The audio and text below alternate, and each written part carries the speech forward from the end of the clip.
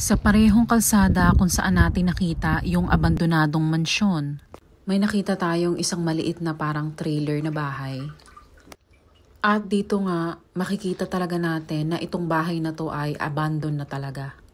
Pagbukas ko ng pintuan, medyo na-stuck na tong pintuan na to pero hindi naman siya nakalak. At ganito yung bumungad sa atin. Sa makikita natin, nandito pa yung ibang mga gamit, nandito pa yung couch. Yung display na frame nandito pa, may orasan din dito tayong nakita. May butas na sa ano eh, oh.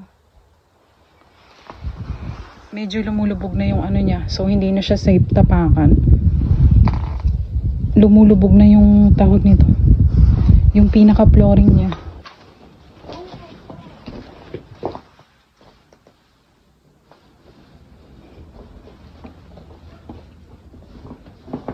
Medyo malambot na guys.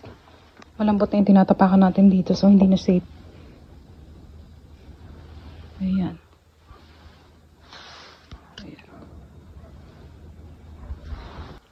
Dito may kwarto siya. But sira-sira na. Palabas na tayo.